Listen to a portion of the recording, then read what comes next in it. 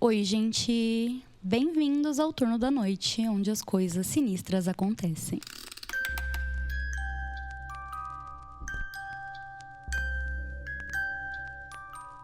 E aí, gente, como vocês estão? Esperando o frio chegar? Pensando na morte da bezerra? Pois agora é hora de turno, hora de ouvir histórias de terror. E isso vale mais do que terapia. Mentira, façam terapia sim. Terapia é muito importante. O episódio de hoje está acontecendo graças aos meus queridos apoiadores Lucas, Ayuri, Guta, Estela, Analice, Vivian e a minha mãe. Aí você me pergunta, sua mãe ouve seu podcast? Não, ela não ouve, ela odeia coisas de terror. Mas eu vou agradecer ela, porque se ela está me apoiando, ela é um apoiador como todos os outros. Mãe, obrigada, te amo. Quer apoiar também? Entre em apoia.c/o Turno da Noite MP3. E apoiando, você vai ganhar algumas recompensas simbólicas, apenas simbólicas, porque a verdadeira recompensa é ter episódio do Turno da Noite toda semana, com a edição bonitinha do Vinícius, que é o editor, que está fazendo um trabalho magnífico. Eu tô muito feliz. Vinícius, muito obrigada. Se você estiver ouvindo isso, você tá, porque você tá editando, muito obrigada. Mas lá também tem conteúdo exclusivo, episódios exclusivos de hora extra e acesso antecipado. E você também pode ter o seu nome falado aqui no comecinho, nos meus agradecimentos. O que pode não parecer grande coisa, mas pra mim é. Enfim, hoje continuaremos com o nível 3 do iceberg das creepypastas. As histórias de hoje são um pouco mais longas, então nós teremos apenas 2 histórias longas. Mas antes da gente contar elas, eu gostaria de dizer que eu estou preparando um especial de Halloween, onde eu quero convidar bastante gente para participar aqui do podcast. E se você tiver ideia, se você quiser sugerir alguém para convidar, manda lá no meu e-mail, gigiodi@gmail.com, porque na verdade eu já tenho a ideia, eu já tenho a estrutura de episódio, eu já tenho a minha lista de possíveis convidados e temas, mas vai que alguém tem uma ideia melhor que a minha. Então, eu não vou colocar um ponto final e falar, não, é isso e ponto. Não, você tem uma ideia melhor que a minha? Mande. Como você vai saber se a sua ideia é melhor que a minha? Não tem como, porque você não sabe a minha ideia. Mas se você acha que a sua ideia é boa, me mande. Agora, conforme estamos nos aproximando do fim do mês, estamos nos aproximando da data de eu receber as camisetas e as eco bags. E vocês estão se aproximando da data de receber as coisinhas na casa de vocês. Quem comprou só pôster, só adesivo, eu ainda não mandei, porque eu não quero que umas pessoas recebam muito antes das outras. Eu já falei isso aqui, mas eu quero frisar novamente que eu não quero mandar as coisas com um intervalo de tempo muito grande, para não ficar umas pessoas recebendo e outras ainda vão ter que esperar, 15 dias. Então, a gente segue no mesmo status, mas com o fim do mês se aproximando, temos o tão esperado dia de glória chegando. E agora, sem mais enrolação, vamos para as histórias do episódio de hoje. A casa do Ronald McDonald. Essa história tem o nome original Ronald McDonald House mesmo. E ela tá disponível inteira em inglês no site creepypasta.fandom.com sob as tags doença mental, lugares e esquisito. Eu não sei o que esperar de um lugar de uma creepypasta que fala que é do Ronald McDonald e fala sobre doença mental, né? Vamos ver. Tenho certeza que você já ouviu falar da instituição de caridade Casa do Ronald McDonald. Eles fornecem moradia para famílias de crianças doentes quando elas estão no hospital. Parece muito inocente, certo? Bem, ao outro lado da caridade. Existe outro tipo de Casa do Ronald McDonald que poucas pessoas conhecem. A maioria das cidades grandes tem uma. Você não vai encontrar procurando. Não tem endereço. Não tem placa acima da porta. Nem sequer tem janelas. Não. A única maneira de ver isso é se você for levado pra lá. Foi assim que eu descobri. Eu nunca conheci meus pais verdadeiros. Entrei e saí de famílias adotivas e lares coletivos aqui em Detroit desde que eu era criança. Tenho 15 anos agora e sou o que eles chamam de bad kid. Uma criança má. Sempre causando problemas. Sempre sendo expulso e colocado com outro benfeitor desavisado que pensa que pode me ajudar. Eu sempre provo que eles estão errados. A minha assistente social estava sentada à mesa de metal preto, parecendo cansada e esgotada. Na mesa entre nós havia um envelope marrom, grosso, com tamanho de carta.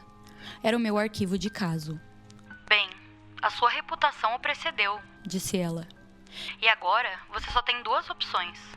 a escola militar em Lansing ou a casa do Ronald McDonald, que milagrosamente o liberou para aceitação. Eu não tinha paciência para sargentos, instrutores e alvorada às 5 da manhã. E o quão ruim poderia ser uma casa de recuperação com o nome de um palhaço de fast food. Ia ser a casa do Ronald McDonald. Nuvens escuras pairavam sobre mim no dia em que entrei na traseira do carro da minha assistente social. Meus poucos pertences na mochila e as roupas do corpo. Isso era tudo que eu podia levar. Um desses poucos pertences era um álbum de fotos cheio de fotos de todas as famílias adotivas com quem estive. Foi bom lembrar de algum deles, mesmo que eu tivesse estragado tudo todas as vezes. Eu tive alguns casos que passaram pela casa do Ronald McDonald, disse a assistente social do banco da frente.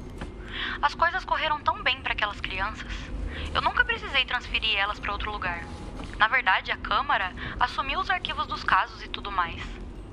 Dirigimos até o centro de Detroit, passando por todos os pontos de referência familiares. Fui expulso de um lar adotivo nos arredores da cidade porque entrei furtivamente no centro de Detroit com algumas crianças vizinhas para entrar furtivamente em um bar depois. Bons tempos. Bem, aqui estamos. O carro parou. Eu olhei para fora da janela. Havíamos estacionado em frente a um prédio alto, cinza e sem janelas, espremido entre 2 outros prédios industriais, em uma rua estreita da cidade. Percebi que havia um endereço no prédio à minha esquerda e outro à direita, mas nenhum nesse prédio em particular. Nem mesmo uma placa. Tem certeza? Perguntei, hesitando, enquanto abria a porta do carro e saía do banco de trás. Pendurei minha mochila no ombro, agarrando-me firmemente à alça, e segui a assistente social até as portas de metal sem janelas. Ela apertou uma campainha, falou com alguém lá dentro, e as portas clicaram para serem destrancadas. Nós entramos. Assim que as portas de metal se fecharam atrás de nós, notei o silêncio absoluto. Era aquele tipo de silêncio tão opressivo e vazio que quase deixa você surdo. Do outro lado do saguão mal iluminado, havia uma janela de vidro com alguém dentro. Uma secretária. Ela digitava algo atentamente. Caminhamos até a janela. A assistente social tocou uma campainha no balcão e a secretária girou na cadeira. O seu rosto estava pintado como o de um palhaço. Na verdade, como o do Ronald McDonald. Ela até tinha cabelos curtos, cacheados e ruivos. Fora isso, ela usava um típico vestido branco de enfermeira. Eu queria rir do quão bizarro aquilo era, mas eu não consegui. Um arrepio percorreu minha espinha. Algo não estava certo. Observei enquanto a enfermeira e minha assistente social interagiam. A papelada foi passada pela janela. A assistente social deslizou meu arquivo sob o vidro empoeirado enquanto a enfermeira lhe entregava alguns papéis para assinar. Enquanto a minha assistente social assinava os papéis, a enfermeira olhou para mim. Seu sorriso deveria ser caloroso e acolhedor, mas tudo o que vi em seus olhos foi fome. Eu não posso ficar aqui. Eu gaguejei em voz alta. Por favor, me leva para a escola militar em Lansing, por favor. Qual o problema, querido? A enfermeira perguntou, a sua voz ligeiramente abafada pelo vidro. Medo de palhaços? Olhei em seus olhos famintos. Agora, havia um brilho malicioso enquanto ela ria. A minha assistente social também riu, indiferente, e disse: Vai, não exagera. Você ia odiar a escola militar. Além disso, aqui vai ser bom para você. Isso. Disse a enfermeira palhaço. Isso vai ser bom pra você. Antes que eu pudesse contestar, ouvi uma batida atrás de mim. Virei-me e vi uma porta aberta no canto mais afastado do saguão, à esquerda da janela da recepção. Não havia ninguém lá, apenas uma luz que inundava tudo. Depois, sombras rastejantes, risadas estridentes e ecoantes, e sombras crescentes ao longo da parede dentro da porta. Disse a assistente social. Lá vem o comitê de boas-vindas. Enquanto eu olhava, horrorizado, segurando a alça da minha mochila, a minha assistente social me deu um tapinha no ombro pela última vez. Não se preocupa, querido. Dessa vez vai ser diferente. Você vai se sentir em casa aqui, eu prometo. Ela se virou para ir embora e eu senti a bile revirando meu estômago.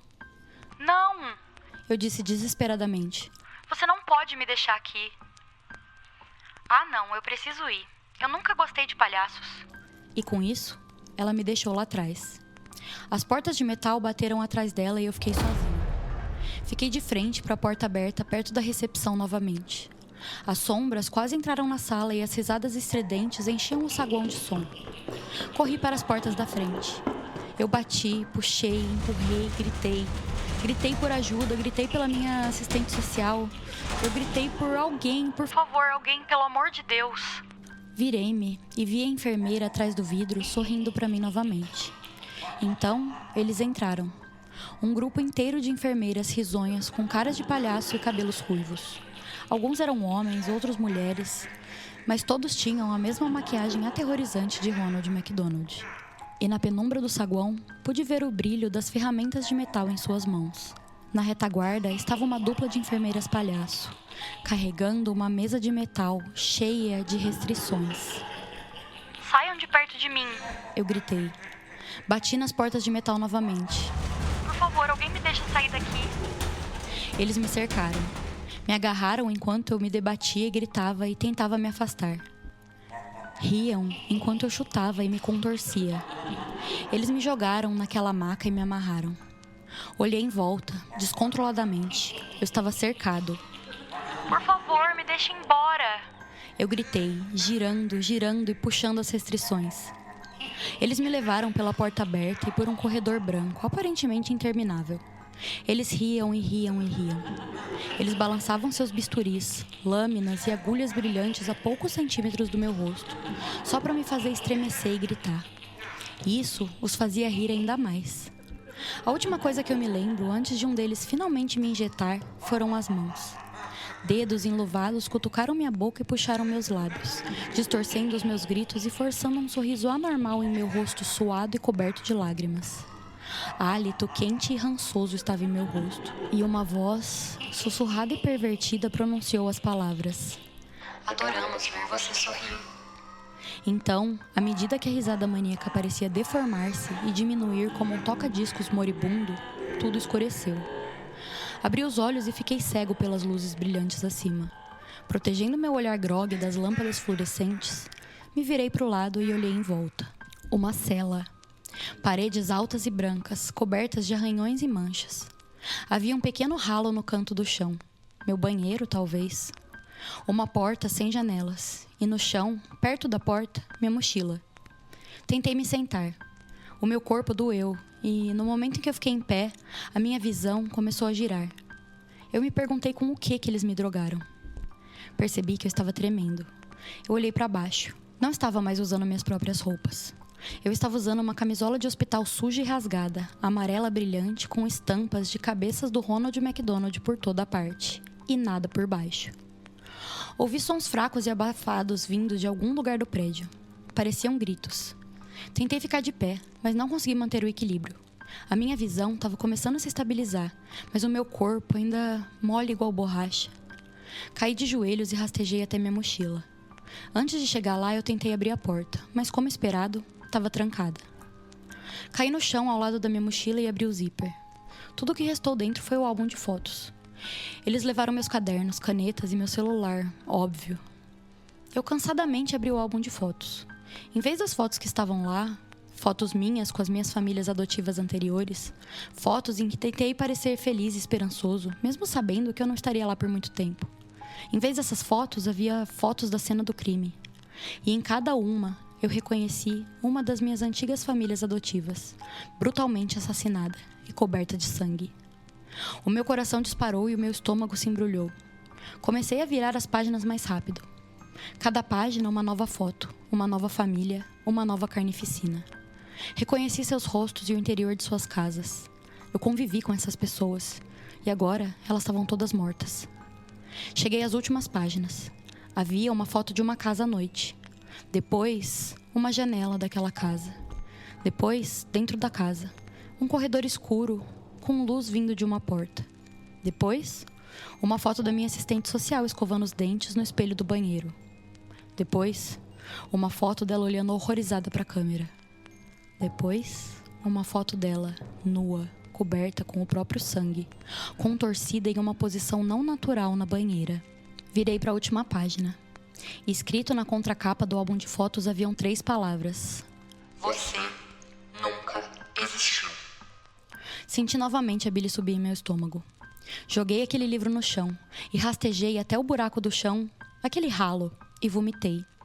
Eles estavam certos. Tendo matado todos que me conheceram, foi como se eu nunca tivesse existido. Ouvi mais gritos fracos ao longe e sabia que precisava sair. Limpei o vômito do rosto com a bata do hospital e rastejei de volta para a mochila. Felizmente, eles não tinham encontrado minha arma secreta. Abri o zíper do bolso frontal e enfiei a mão lá no fundo, com os meus dedos raspando no tecido. Com certeza, lá estavam eles. Alinhados com a costura da bolsa, quase indetectáveis. Os alfinetes que eu usei para arrombar fechaduras. Eu disse: Eu sou um garoto mau. Encostei-me na porta e escutei. Eu podia ouvir passos se aproximando, mas assim que chegaram, desapareceram em outra direção. Eu sabia que tinha que trabalhar rápido. Balancei a maçaneta com uma mão e arrombei a fechadura com a outra. Foi surpreendentemente simples. Segurando a maçaneta, levemente eu me levantei. Eu conseguia me equilibrar agora. Abri a porta, só uma fresta. Uma enfermeira palhaça passou correndo.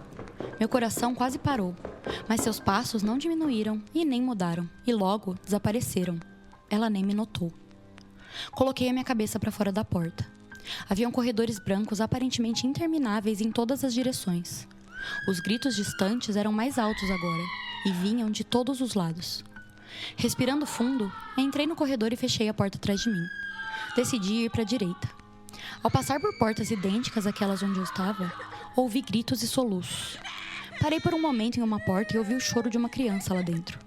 Balancei a maçaneta para ver se eu conseguia soltá-la, mas a porta estava trancada. Continuei me movendo, olhando para trás a cada poucos segundos para ter certeza de que nenhuma enfermeira havia entrado no corredor. Então, passei por um conjunto de portas duplas brancas. Parei novamente.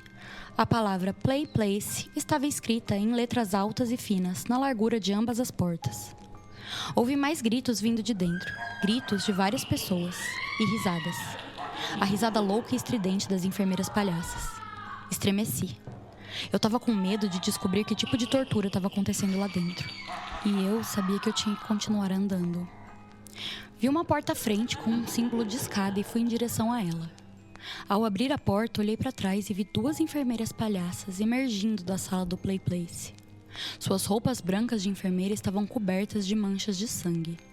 Eu rapidamente me fechei na escada, esperando que eles não tivessem me notado. A escada era mal iluminada, com paredes de cimento e grades enferrujadas. Olhei para a porta que acabara de fechar. Havia um número 5 vermelho. Eu deveria estar no 5º andar. Decidi que eu precisava chegar ao nível do solo. Cada passo ecoou quando eu comecei a descer as escadas. Eu não conseguia mais ouvir os gritos. Apenas um zumbido, baixo e profundo, como canos nas paredes. Foi uma pausa bem-vinda. Finalmente, cheguei à porta número 1. A escada parecia descer alguns andares, mas parei e espiei lentamente pela porta. Mais corredores brancos. Nenhuma enfermeira palhaço à vista. Até agora, tudo bem. Passei pela porta e entrei no corredor. Percebi que eu não conseguia ouvir nenhum grito nesse piso. Apenas o zumbido das luzes fluorescentes acima. Cheguei ao final do corredor e encontrei outro conjunto de portas duplas. Uma grande cruz vermelha, do tipo que você veria em um posto de salva-vidas ou kit de primeiros socorros, estava pintada em toda a largura delas. Encostei meu ouvido em uma porta e tudo que eu ouvi foi um pulso lento e rítmico, como uma máquina em funcionamento. E, francamente, um sinal sonoro como se você ouvisse um quarto de hospital. Eu sabia que eu não devia ter aberto a porta.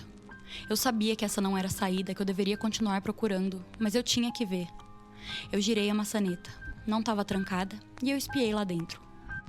Era uma sala branca e cavernosa. Luzes fluorescentes tremeluziam e zumbiam. Eu vi fios pendurados por toda parte. E, pendurados no teto, enfileirados, crianças. Crianças com roupas de hospital como as minhas, presas a cruzes brancas de madeira fixadas no teto, literalmente crucificadas.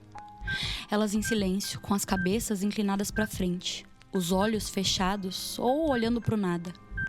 Algumas pareciam se contorcer um pouco, mas a maioria ficava imóvel. As suas cruzes balançavam levemente para frente e para trás. E os fios pendurados não eram fios. Eram tubos intravenosos presos aos pulsos das crianças. Tubos sugando seu sangue. Eu quase vomitei de novo naquele momento. Bem no centro da sala, entre as fileiras de cruzes penduradas, eu pude ver de onde vinha o som rítmico e pulsante. Um enorme cilindro de aço que parecia coletar o sangue de todos os tubos emaranhados que pendiam dos pulsos das crianças. Abri a boca pra gritar? Não sei, gritar de raiva? Mas tudo o que eu pude dizer foi... Que porra é essa? Foi então que os alarmes começaram a soar, altos e penetrantes, como as sirenes da polícia do inferno. Eles deviam ter percebido que eu estava desaparecido. Fechei as portas e olhei freneticamente ao redor do corredor para ver se alguém estava vindo, mas ainda não tinha nenhum sinal. Corri para as escadas. Assim que eu entrei, ouvi risadas lá em cima, ecoando e reverberando. As enfermeiras palhaço estavam chegando. Desci as escadas o mais rápido que eu pude. Devo ter subido mais 3 andares antes de chegar ao porão. Eu me vi correndo por um corredor escuro, parecido com um esgoto, com pequenas lâmpadas no alto a cada 10 metros ou mais. O cheiro de decomposição e carne podre ficava cada vez mais pungente à medida que eu corria. A risada continuou atrás de mim. Consegui olhar por cima do ombro e ver um grupo deles correndo atrás de mim. Eu os vi surgir na luz e depois se tornarem silhuetas novamente. Os seus rostos sorridentes, facas brilhantes e agulhas empurrando a minha adrenalina ao máximo. Passei correndo por alcovas cheias de cadáveres empilhados e apodrecidos, mas eu não conseguia parar. Eu não conseguia pensar em nada além de escapar. Virei em uma esquina e me vi diante dos degraus de metal de uma escada na parede. Subi até a minha cabeça bater no teto. Abaixo de mim, as sombras e as risadas ficaram mais próximas. Seus passos diminuíram. Eles estavam perto e eles sabiam disso. Empurrei o teto acima de mim, levantando-me, ofegando e gritando. Os palhaços estavam abaixo de mim, rindo e agitando seus bisturis. Algo cortou minha perna. Eu gritei e empurrei uma última vez. O teto cedeu quando uma tampa de bueiro bateu no asfalto acima. Uma abertura circular. Saí e empurrei freneticamente a tampa sobre o buraco. Assim, bloqueando as risadas das enfermeiras palhaço abaixo. Fiquei deitado em cima da tampa de bueiro por alguns minutos enquanto recuperava o fôlego. A chuva caía sobre a minha pele. O turbulento céu noturno acima era uma visão bem-vinda. Eu olhei em volta. Prédios abandonados, vidros quebrados, sem luzes, sem carros, nenhum sinal de vida. Uma sirene de polícia ecoava em algum lugar distante, e então, silêncio. Me levantei. A dor percorreu a minha perna. Olhei para baixo e vi o corte no meu tornozelo, aonde uma enfermeira palhaça havia feito. Mancando o melhor que eu pude, eu comecei a andar. Olá! Eu gritei. A única resposta foi um trovão distante. Alguém? Me ajuda, por favor! O meu pé caiu em algo macio e mole. Eu olhei para baixo. Um jornal. Tirei-o do asfalto molhado. A maior parte da tinta havia desbotado, mas eu consegui distinguir a data. 13 de julho de 1992. Eu o derrubei e um pavor gelado encheu meu estômago. Continuei andando. Alguém pode me ouvir? Eu gritei. Por favor! Qualquer um! Por favor! As minhas palavras se transformaram em soluços delirantes. Fiquei parado por um momento. A chuva havia encharcado a minha fina camisola de hospital. E eu estremecia enquanto o vento soprava. Então eu vi uma luz ao longe. Era um grande M amarelo no céu. Um McDonald's, claro. Eu manquei em direção a ele. Quando cheguei ao local, vi que, além do M, o resto do prédio estava completamente escuro. Caminhei com cautela em direção às janelas quebradas e olhei para dentro. Escuridão. Virei-me e examinei o playground ao ar livre do Play Place. Estruturas de tubos coloridos com 3 metros de altura para as crianças rastejarem. Sentado em um dos bancos estava uma figura familiar. A estátua de Ronald McDonald. Você sabe, aquela que você pode sentar ao lado e parecer que está com o braço em volta dos seus ombros. Toda criança já viu isso. A minha visão estremeceu. As portas estavam destrancadas e eu entrei, saindo da chuva. Silêncio, escuridão. Percebi que a decoração não era como as do McDonald's moderno que você vê. Era igual aos anos 80, com cabines de plástico brancas e azulejos vermelhos e amarelos. O vento parecia sussurrar pelas janelas quebradas. Notei algo no balcão da frente. Um retângulo preto. Eu cheguei mais perto. Era um laptop. Um laptop quase novo. Soltei uma risada suave e delirante. Eu sabia o que eu tinha que fazer. Levei o laptop para fora e sentei ao lado da estátua de Ronald. Abri e comecei a digitar essa história. A chuva tá caindo nas teclas, mas eu não me importo. Não há mais nada a fazer agora a não ser esperar. Porque eu tenho notado, com o canto do olho, o Ronald tá tentando olhar por cima do meu ombro. Ele tá rindo agora. Tudo que eu posso fazer é me juntar a ele.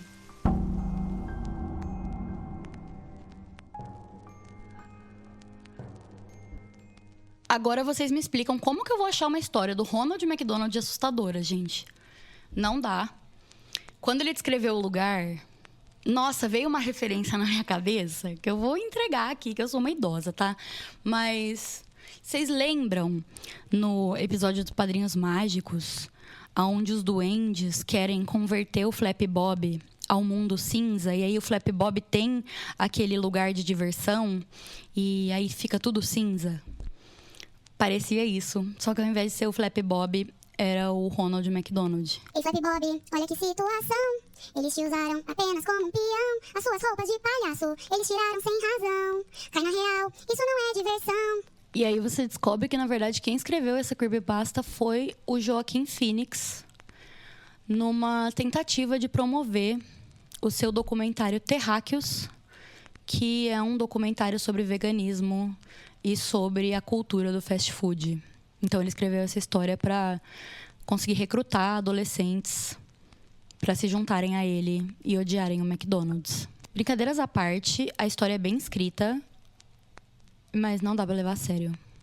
Eu vou dar 2 pelo fato de ser bem escrita, só por isso. Vamos para a próxima. O Homem em Tons Pastel. O nome original dessa creepypasta é The Pastel Man. E aí a gente traduziria isso como O Homem Pastel. Mas não dá. Não dá pra levar o Homem Pastel a sério.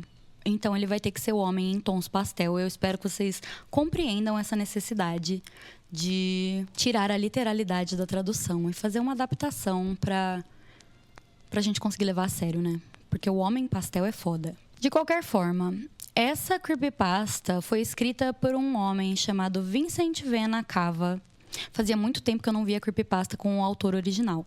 E ela está disponível inteira no site creepypasta.com. Ela é mais uma daquelas que você precisa olhar a imagem para entender melhor, para você conseguir entender como é o homem de tons pastel. Mas eu vou fazer uma descrição aqui com base nas minhas habilidades de descrição. Vamos lá. O homem de tons pastel, ele é magro e esguio. Ele tem uma cabeça semelhante à cabeça de um alienígena, com aqueles olhos grandes e ovais que a gente vê em desenhos. E ele é azul pastel, azul bebê. E esse é o homem pastel. Mentira, o homem de tons pastel. E agora eu vou contar a história adaptada e traduzida para vocês. Considere isso um aviso.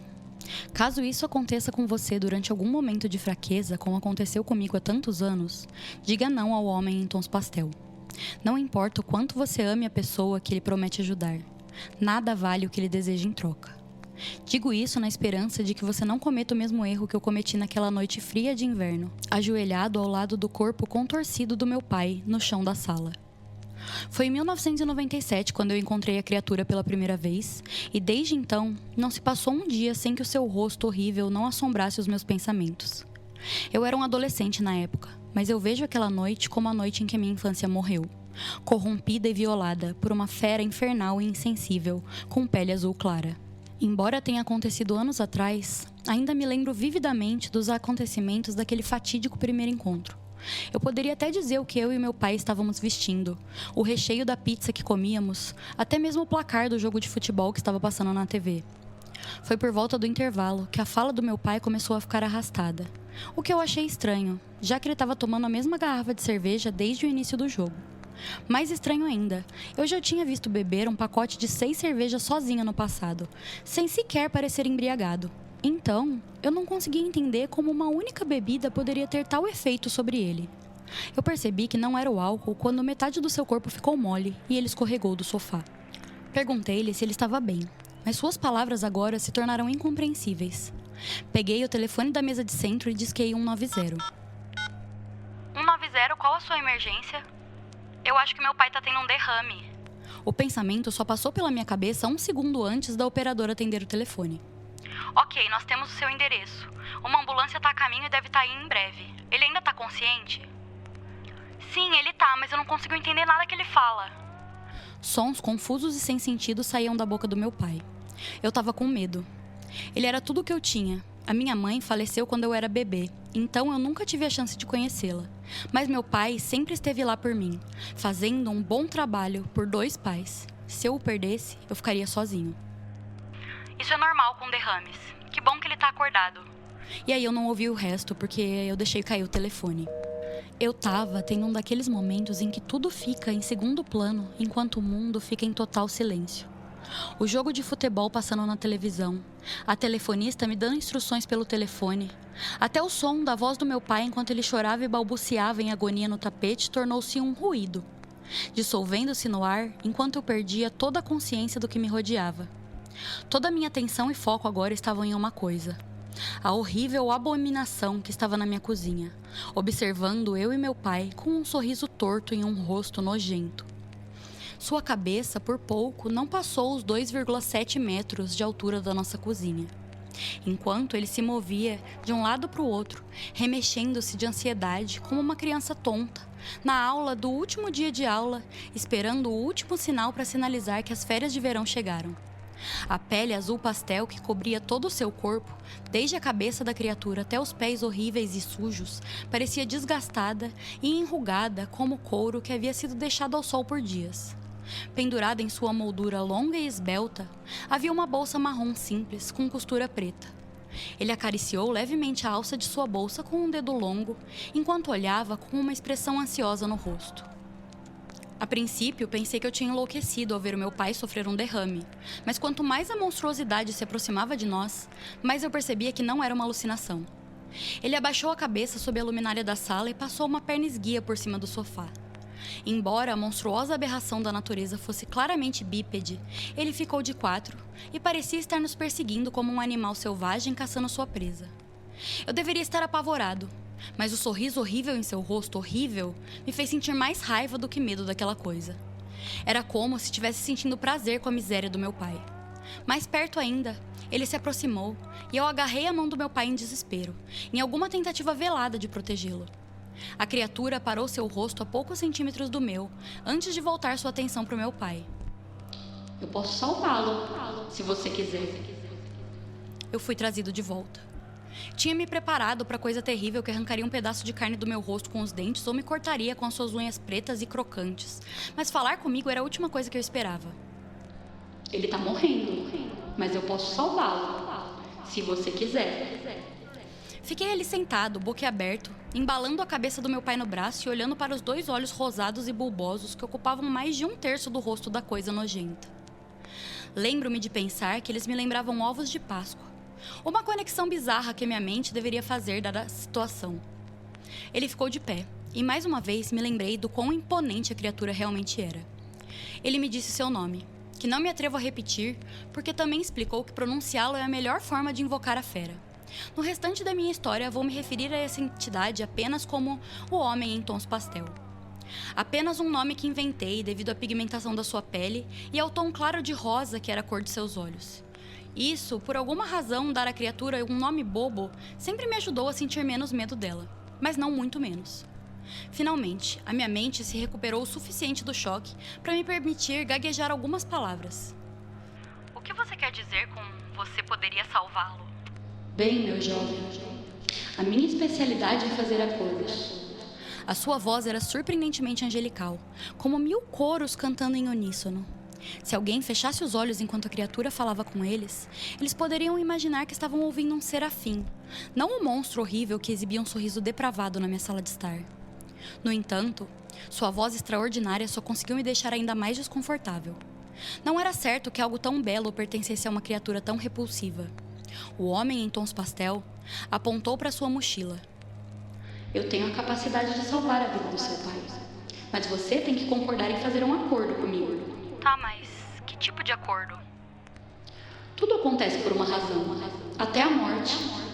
O seu sorriso travesso se alargou um pouco, como se a criatura estivesse chegando ao fim de uma piada. É verdade que eu posso salvar a vida do seu pai, mas alguém deve morrer no lugar dele. Um morrerá, então o outro poderá viver. Esse é o acordo. Eu apertei o meu peito. Não você. Qual seria o sentido disso? Não, eu tô te dando a opção de escolher a pessoa que substituirá o seu pai essa noite. Fiquei chocado com o que eu estava ouvindo. Você tá morto? O homem de tons pastel jogou a cabeça para trás e soltou um uivo terrível. Só mais tarde é que eu percebi que era assim que aquela desgraça ria. Não, certamente não sou o ceifador. Embora você não seja a primeira pessoa a me perguntar isso. Também não sou o diabo e nem trabalho para ele.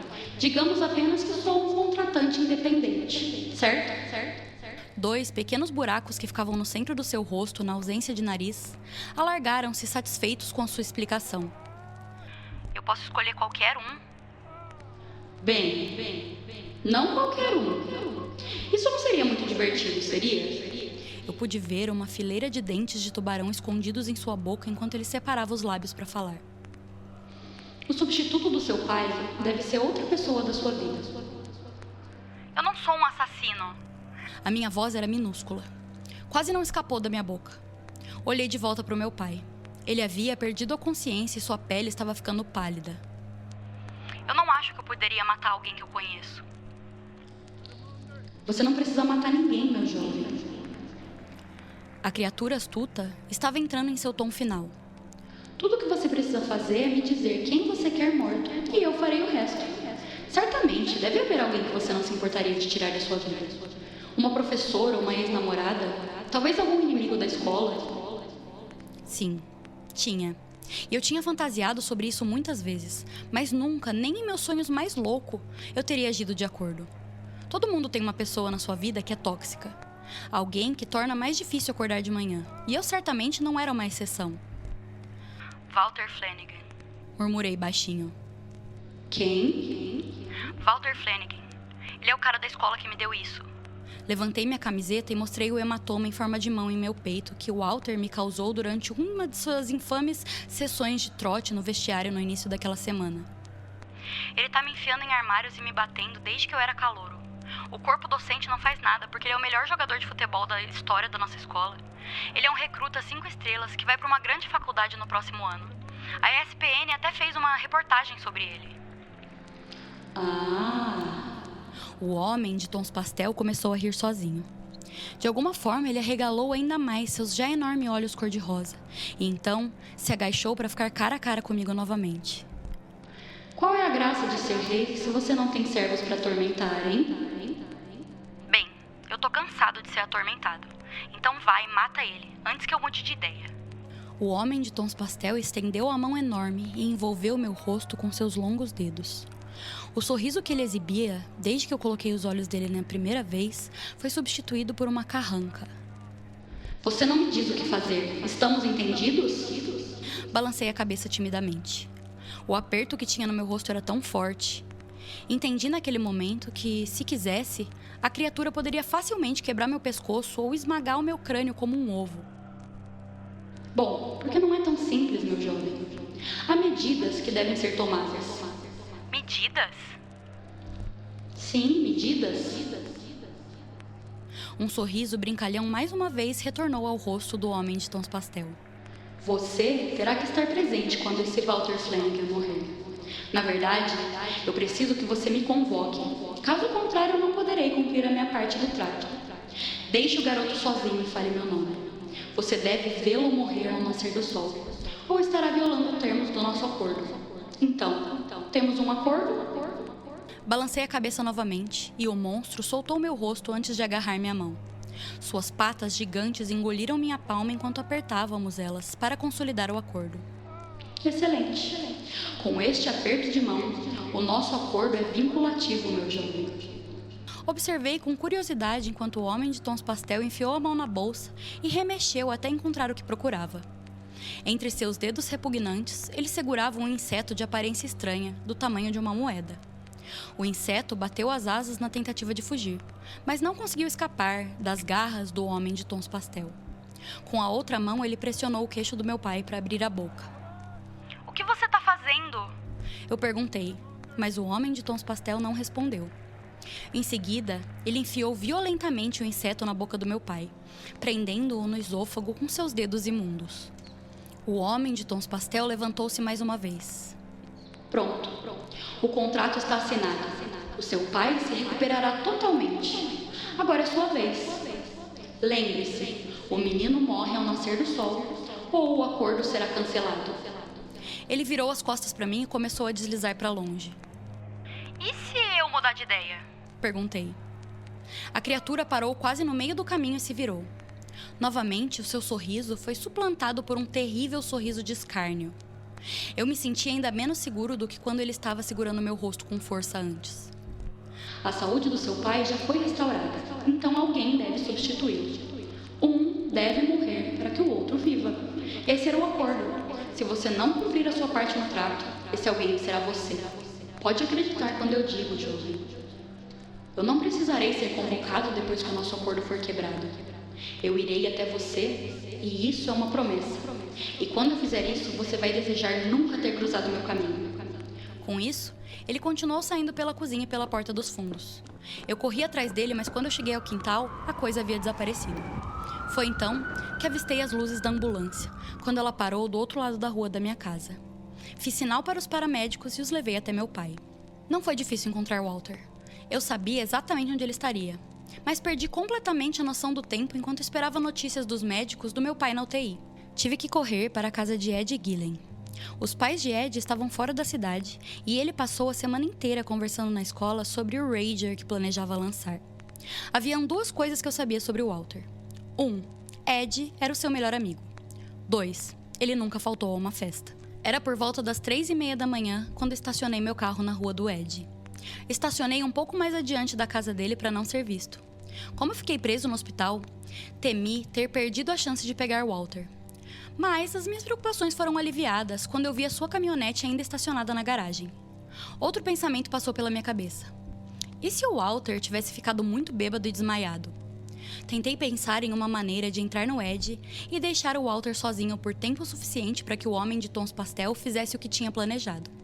Felizmente para mim, não demorou muito para que o Walter saísse cambaleando pela porta da frente e entrasse em sua caminhonete. Soltei um suspiro, tendo acabado de escapar de um problema potencialmente desafiador. Ele saiu e eu o segui, ficando longe o suficiente para não alertá-lo. Ele estava bêbado. Mesmo observando de longe, pude ver a sua caminhonete entrando e saindo da pista. A voz sobrenatural do homem de tons pastel tocava repetidamente como um disco celestial quebrado em minha mente. Você deve vê-lo morrer ao nascer do sol. Eu me perguntei se teria coragem de invocar a criatura novamente. Ver isso uma vez naquela noite foi bastante traumático. Eu realmente conseguiria olhar para aquele rosto horrível por uma segunda vez? E o que dizer de Walter? Mesmo sendo um idiota, ele não merecia morrer e certamente não nas mãos daquela coisa. Isso vai te matar, se você não deixar que isso o mate. Apenas lembre-se, você tá fazendo isso pelo papai. Não tenho certeza se foi o anjinho em meu ombro ou o diabinho que estava sussurrando em meu ouvido. Olhei pela janela do lado do motorista. Uma fita rosa delineava o horizonte. Os primeiros sinais da luz solar, tornando a sua presença conhecida no céu escuro da noite. Em algumas horas a manhã chegaria e eu chegaria tarde demais para cumprir minha parte no trato. Eu veria o homem de tons pastel novamente, de uma forma ou de outra. Walter morava no sopé da cidade, onde algumas das pessoas mais ricas tinham casa. Eu tinha ido lá uma vez para um projeto escolar, em que eu fiz todo o trabalho e ele acabou levando o crédito. Tínhamos chegado a uma parte da estrada que levava à casa dele, que cortava uma área arborizada. Eu sabia que não haveriam casas por um tempo, então decidi que era ali que eu faria minha jogada. Acelerei até estar colado na caminhonete, então comecei a piscar os faróis e buzinar. Eu estava preparado para bater na traseira dele para fazê-lo parar de dirigir, mas nem isso foi preciso para fazer o trabalho. Ele devia estar em pânico. A sua caminhonete começou a desviar violentamente pela rua, antes de sair da estrada, batendo de lado em uma árvore e parando completamente. Parei atrás dele e hesitei por um momento. Um vislumbre do sorriso da criatura passou pela minha mente, fazendo-me decidir. Saí do carro, mas deixei o motor ligado e os faróis acesos. Ei, Walter! Eu gritei. A porta do Walter se abriu e ele saltou da caminhonete para o chão. Chão, idiota! Ele estava confuso, mas claramente irritado. Chan, o idiota, foi o apelido que ele me deu carinhosamente na minha segunda semana de aula. Dentro de um mês, toda a minha turma me chamava assim. Você tá achando que isso é engraçado? Eu vou foder com você. Ele avançou em minha direção com os 2 punhos cerrados. Mais uma vez, dúvidas passaram pela minha cabeça sobre se eu poderia ou não puxar aquele gatilho. A culpa começou a bombear minhas veias. A vida de Walter estava prestes a acabar e seria por minha causa. Memórias passaram pela minha consciência. Todas as surras depois da escola que eu levei nas mãos dele. O sorriso malicioso do homem de tons pastel. A expressão do rosto do meu pai enquanto ele chutava e gritava no chão da sala. Finalmente, aquelas palavras, ditas através daquela voz irritantemente angelical daquele terrível monstro. Um deve morrer para que o outro viva. O Walter estava se aproximando, e era agora ou nunca. Eu tive que escolher se eu invocaria ou não a fera antes que a decisão estivesse fora das minhas mãos. Gritei o nome verdadeiro do homem de tons pastel em uma explosão de emoção, dirigida diretamente ao astro do futebol. Walter parou por um momento, olhando para mim confuso, e então se recompôs e seguiu em minha direção novamente. O homem em tons pastel não estava em lugar nenhum. Pela segunda vez naquela noite, me perguntei se eu teria enlouquecido. Poderia tudo o que aconteceu comigo naquela noite ser coisa da minha cabeça? O que era real? O meu pai estava doente? Mais uma vez repeti o nome da coisa numa tentativa de invocá-la. Mas dessa vez, isso não impediu que o Walter me perseguisse. Ele me empurrou violentamente contra o capô do carro, agarrou o colarinho da minha camisa e me girou. Walter levantou o punho para me bater. Estremeci e levantei as mãos para me preparar para o impacto, mas ele nunca me bateu. Só quando eu abri os olhos é que eu percebi que eu não estava louco. O rosto de Walter estava branco. Sua boca estava aberta, exatamente como a minha quando eu avistei o homem de tons pastel pela primeira vez naquela noite. Virei a cabeça para ver aquele corpo inconfundível, longo e esbelto, sair das sombras e ficar na frente dos faróis do meu carro. Seu rosto ainda exibia aquele sorriso distorcido, e eu sabia que logo, além daqueles lábios finos, havia uma boca cheia de pequenas adagas, capazes de arrancar músculos dos ossos. Nem o Walter nem eu dissemos nenhuma palavra. Acho que eu posso ter ficado quase tão apavorado quanto ele. Meu estômago começou a ficar enjoado quando o homem de tons pastel se aproximou cada vez mais. Não olhei para o rosto de Walter. Como eu poderia? O menino estava prestes a morrer nas mãos desse monstro horrível e a culpa era minha. Eu não precisei invocá-lo. Eu não tive que apertar sua mão. Eu sinto muito. Eu realmente sentia e ainda sinto. Eu não tinha tirado os olhos do homem de tons pastel, mas acho que tinha mais a ver com não conseguir olhar o Walter na cara do que com o medo pela minha vida. Walter não disse nada. Os faróis do meu carro caíram sobre o rosto da criatura e agora nós dois podíamos ver claramente. Os grandes olhos rosados do homem de tons pastel pareciam brilhar à luz dos faróis. Walter me soltou e correu para sua caminhonete, mas a besta infernal se lançou sobre ele com uma velocidade e agilidade surpreendentes que eu ainda não tinha o visto demonstrar. Seus gritos foram recebidos apenas com apatia por parte da criatura, enquanto ela cravava aquelas unhas pretas e imundas no abdômen de Walter. Tentei desviar o olhar, mas o homem de tons pastel me fez questão de lembrar do nosso acordo. Você deve assistir, jovem. Não se esqueça, temos um acordo. Forcei-me a relembrar do massacre. O sorriso da criatura mudou de travesso para depravado. Parecia que estava obtendo algum tipo de prazer sexual doentio com a tortura que estava fazendo Walter passar. Mais fundo ainda, ele enterrou os longos dedos ossudos na barriga de Walter com um solavanco, e a coisa hedionda arrancou uma mão cheia de seus intestinos e os arrastou pelo chão, enquanto se aproximava de mim, abrindo aqueles buracos em seu rosto que preenchiam o nariz e claramente satisfeito com seu trabalho. Acabou então, né? Eu não tenho certeza se eu estava pedindo ou implorando a criatura enquanto nós dois nos encarávamos na rua vazia naquela noite. O homem de tons pastel jogou a cabeça para trás e mais uma vez soltou aquele uivo revoltante. Acabou? Estamos apenas começando. Ele voltou na direção do Walter, que nesse momento estava rastejando pelo chão, ainda tentando chegar à caminhonete, enquanto as suas entranhas o seguiam. O homem de tons pastel o pegou e o arrancou do asfalto, levantando-o facilmente pela cabeça com uma das mãos. Brincou um pouco com ele, forçando o Walter a olhar para o seu rosto terrível. Com a mão livre, a criatura enfiou a mão na bolsa e dessa vez tirou um inseto muito maior. Era diferente daquele que meu pai havia ingerido sem saber, tanto em tamanho quanto em aparência. Se o inseto que a criatura enfiou na boca do meu pai era do tamanho de uma moeda, então esse deveria ser do tamanho de uma bola de golfe. Era viscoso. A membrana mucosa que envolvia seu corpo brilhava nos faróis do meu carro. O homem de tons pastel balançou o inseto desagradável na frente do rosto de Walter por alguns segundos. Agora, seja um bom menino e abra a boca. Walter gritou. Isso deu à fera azul a abertura necessária. Ele enfiou o inseto viscoso em sua boca e passou pelas amígdalas com seus dedos imundos. Observei enquanto Walter engasgava, provavelmente com um verme enorme enquanto ele descia por sua garganta. Logo, ele começou a ficar azul. Eu poderia dizer que ele estava sufocando até a morte, e mesmo que eu quisesse salvá-lo, não havia nada que eu pudesse fazer. 1 minuto depois, o homem, de tons pastel, deixou cair o seu corpo sem vida no chão. Ele examinou a carnificina por um momento, ponderando sobre ela como se fosse uma obra-prima numa galeria de arte. E então o demônio se virou, recuando em direção às sombras, e desapareceu na noite sem dizer uma palavra. Fiquei ali na estrada, olhando para a cena e ainda me sentindo completamente enjoado pelo que acabara de testemunhar. Não sei o que eu esperava que acontecesse depois que a ação fosse realizada. Não houve nenhuma explosão, nenhum show de luzes brilhantes onde eu pudesse ver a alma de Walter sendo arrastada para o inferno ou subindo em direção aos céus. Apenas um garoto morto na estrada. Um menino morto e o seu assassino. O homem de tons pastel era a arma, mas eu que puxei o gatilho. De certa forma, naquela noite, haviam 2 meninos mortos na estrada. Eu sabia que eu não tinha tempo para perder. A qualquer momento, um carro poderia passar pela rua e me encontrar no meio daquele massacre. Corri de volta para o meu carro e desci a rua em direção à cidade. O legista atribuiu à morte de Walter um acidente com álcool e direção, embora houvesse, compreensivelmente, muitas suspeitas em relação às estranhas circunstâncias que cercaram sua morte. A autópsia não revelou nenhuma evidência do inseto viscoso que o homem de tons pastel colocou na garganta dele. A cidade ficou devastada. Lembro-me que uma vigília à luz de velas foi realizada em sua homenagem. Alguns grandes meios de comunicação cobriram sua morte por causa do status de Walter como recruta de elite do futebol universitário.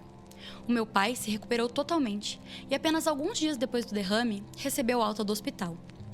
Eu terminaria o ensino médio e conheceria o amor da minha vida logo no primeiro semestre da universidade. O nome dela era Diana, e ela era a garota mais linda que eu já tinha visto. Nós nos casamos logo após a faculdade, nos estabelecemos e tivemos um filho maravilhoso chamado Matthew. No entanto, nunca esqueci da mão que eu dei para a morte de Walter. Carrego essa culpa comigo desde os acontecimentos daquela noite. Por mais que eu quisesse, eu não conseguia esquecer. O homem de tons pastel não deixava. Ele deve ter me visto como um bode expiatório fácil, porque a criatura veio até mim repetidamente toda vez que um ente querido estava à beira da morte, oferecendo-me o mesmo acordo que aceitei naquela primeira noite vergonhosa. Embora a criatura tivesse sido persistente em sua busca pela sede de sangue, a imagem da morte horrível de Walter nunca saiu da minha mente e me deu forças para dizer não para suas propostas. Mesmo anos depois, às vésperas do falecimento do meu pai, eu consegui recusar sua proposta quando o homem de tons pastel me visitou no seu quarto de hospital. Fui amaldiçoado, tendo a minha alma testada até o dia que eu morresse, pelo homem de tons pastel. Um teste que durante anos eu fui capaz de preservar. Até que uma noite, a minha vida começou a desmoronar. E mais uma vez a criatura se aproveitou de mim num momento de fraqueza. Diana e Matthew estavam voltando do aeroporto depois de visitar meus sogros. Eu estava atolado no trabalho e tive que passar a noite inteira para terminar um projeto dentro do prazo. Então, a minha esposa chamou um táxi ao invés de me pedir para buscá-los. Era por volta da meia-noite e eu estava sozinha no escritório quando recebi uma ligação do departamento de polícia. Eles me disseram que um motorista bêbado colidiu com o táxi deles na estrada, voltando do aeroporto. A minha esposa e o taxista morreram com o impacto e o meu filho ficou em estado crítico. Fiquei sentado à minha mesa, incapaz de me mover ou formular um pensamento coerente. Foi então que percebi que eu não estava mais sozinho no escritório. Empoleirado em cima da mesa do meu chefe, estava o homem de tons pastel. Aquele sorriso abominável ainda pintado em seu rosto enrugado e desagradável.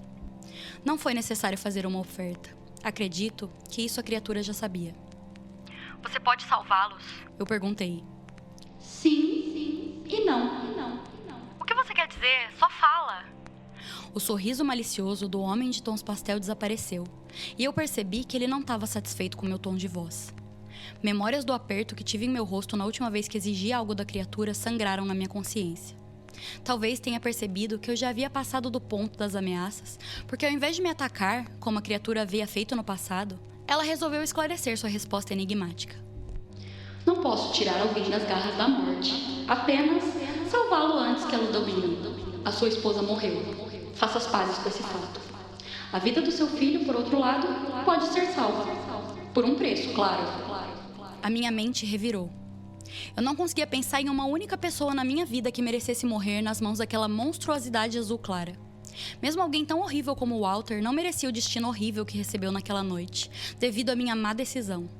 Mas o meu filho era tudo o que eu tinha agora, e ele também não merecia morrer. Não, porque outra pessoa tomou uma decisão errada naquela noite e se sentou ao volante de um carro que ele estava embriagado demais para dirigir. A voz gloriosa do homem de tons pastel encheu a sala novamente. Eu parecia estar ouvindo isso de todas as direções. O motorista bêbado, que bateu no táxi da sua família, ainda está vivo. E no mesmo hospital com seu filho. Por que não ele?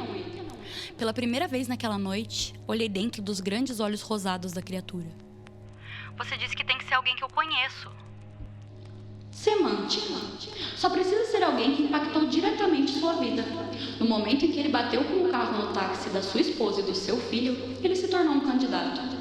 O homem de tons pastel exibiu os pequenos buracos em seu rosto com alegria, como sempre fazia quando estava satisfeito consigo mesmo. Tá, vamos fazer isso. Eu disse. Apertei sua mão gigante para oficializar o acordo, e com isso o homem de tons pastel me deu as instruções para finalizar o nosso negócio. Quando eu me encontrei com os médicos do hospital, eles me atualizaram sobre o estado do meu filho. Fizemos tudo o que podíamos e ele realmente é um lutador. Os médicos fingiram otimismo, mas eu pude ver em seus olhos que não esperavam que ele sobrevivesse aquela noite. Eles me levaram até seu quarto e me deram algum tempo a sós. O homem de tons pastel já estava lá quando entrei, sorrindo para o seu corpo quebrado. Rapidamente fechei a porta atrás de mim e acenei para a criatura. Ele enfiou um braço desengolçado na bolsa e puxou o mesmo tipo de inseto de aparência estranha que havia enfiado na garganta do meu pai. Abri a boca de Matthew e com os 2 dedos sujos a criatura enfiou o inseto profundamente em sua cavidade oral. Ele terá uma recuperação completa. Agora é sua vez. O homem de tons pastel valsava atrás da cortina do hospital no quarto em que meu filho estava. Eu sabia que não precisava verificar se ele havia desaparecido. Se ele aparecesse novamente no hospital naquela noite, seria porque eu pronunciei seu nome. Quando concordei com a barganha em meu escritório, o homem de tons pastel me disse em que sala o motorista estava sendo mantido. Seus ferimentos eram muito menos graves que os de Matthew. Então, ele estava em uma ala diferente da instalação. Eu podia sentir meu coração batendo forte enquanto caminhava em direção ao quarto dele. A cada passo, a batida no meu peito ficava mais alta. O mesmo sentimento de culpa que senti ao olhar para o cadáver de Walter caído no meio da estrada já tomou conta de mim. Eu estava prestes a tirar a vida de outra pessoa. Quem era eu para decidir se alguém merecia viver ou morrer? Eu me senti tão feio e horrível quanto o homem de tons pastel. Talvez eu não tivesse dentes pontiagudos ou a pele azulada e enrugada, mas eu sabia que se eu cumprisse o nosso acordo, eu era um monstro tão grande quanto ele. Passei pela porta o mais furtivamente possível, esperando que ninguém notasse a minha entrada sorrateira. Ao olhar para o rosto do motorista deitado inconsciente em sua cama, imediatamente senti aquele enjoo familiar no estômago. Ele era um menino, não mais velho do que o Walter, na noite em que o homem de tons pastel e eu acabamos injustamente com sua vida, antes que ela tivesse realmente a chance de brilhar. Walter poderia ter se tornado alguém diferente quando amadurecesse. Alguém capaz de fazer o bem nesse mundo, mas nunca teve essa oportunidade. Esse motorista era apenas um adolescente estúpido que cometeu um erro. Um erro que ele nunca teria chance de reparar. Vi o Walter na cara do menino e o meu estômago revirou ainda mais. Tentei chamar o nome do homem de tons pastel, mas eu não consegui. Talvez aquele anjinho no meu ombro não me permitisse. Eu não seria responsável pela morte de outro menino. Não dessa vez. Eu me recusei a puxar o gatilho. Saí do quarto dele e não olhei para trás.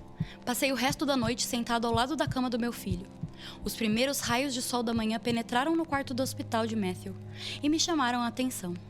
Espiei pelas persianas e vi o sol nascer pela primeira vez desde a noite em que o Walter morreu. Foi lindo. A fita rosa que delineava o horizonte havia sangrado no céu, criando um tom roxo deslumbrante. Eu tive o meu show de luzes e foi espetacular. Eu quebrei o meu acordo com o homem de tons pastel. E ao fazer isso, meu destino agora está em suas mãos imundas. Mãos que ele provavelmente planeja enterrar em meu abdômen. No lado positivo, o meu filho se recuperará totalmente. Será difícil para ele crescer sem os pais, mas ele sempre foi muito próximo à sua tia. A irmã da minha esposa é uma mulher maravilhosa com uma família super atenciosa. Ela é sua madrinha, legal, e nos prometeu no dia em que ele nasceu que sempre estaria ao seu lado. O marido dela ganha bem e eles nunca tiveram problemas com dinheiro. A apólice de seguro de vida que Diana e eu contratamos, combinada com o dinheiro que estávamos guardando para Matthew ir para a faculdade, garantirá que não haverá problemas financeiros enquanto ele estiver sob seus cuidados. Agora é só uma questão de tempo até que o homem de tons pastel venha atrás de mim. Eu já aceitei que a minha morte está próxima, mas eu não tô com medo. De certa forma, eu tô ansioso por isso. É quase como se o menino que morreu dentro de mim naquela noite terrível tivesse tido outra chance. Quando eu morrer, toda a culpa e ódio que eu tive por mim mesmo morrem comigo, eliminados para que a minha alma possa atravessar para um novo plano de existência pura e inocente, do jeito que eu era antes de conhecer aquele monstro. Um deve morrer para que o outro viva. Foi isso que o homem de tons pastel disse. Não sei se vocês vão concordar comigo aqui, mas essa foi uma história extremamente sem emoção, previsível. Não teve nenhuma reviravolta, não teve nada legal.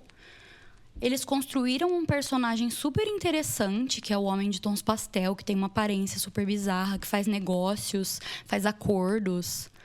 E eles fizeram uma história tão boba, tão previsível. Não é esse tipo de história que eu gosto. Eu acho isso muito simples, sabe? Apesar de ter uma boa construção de personagem, de ser bem escrita, papapá, não tem complexidade, não tem profundidade. E por isso eu vou dar a nota 3. Sei lá, não... Nem 3, eu vou dar 2 também. E eu mudo a minha nota do Ronald McDonald ainda por cima pra dar 1. Porque eu pensei que eu não dei 1 pra nada e o Ronald McDonald tá merecendo. Então, 1 pro Ronald McDonald, 2 pro Homem de Tons Pastel ou o Homem Pastel. Ela esperava fritura e recebeu intestinos. Mas é isso, né? Não sei se vocês vão concordar comigo nisso, que não teve emoção. É tipo, foi muito linear, assim. O pai dele tava morrendo, ele conheceu o cara. Fez o acordo com o cara, cumpriu o acordo. Aí ele cresceu. Aí o filho dele tava morrendo, ele fez o acordo com o cara, descumpriu o acordo, agora ele vai morrer. Não tem um pá, um uau, meu Deus, que sacada. Não tem sacada. Foi bobo. Bobo. Nota 2.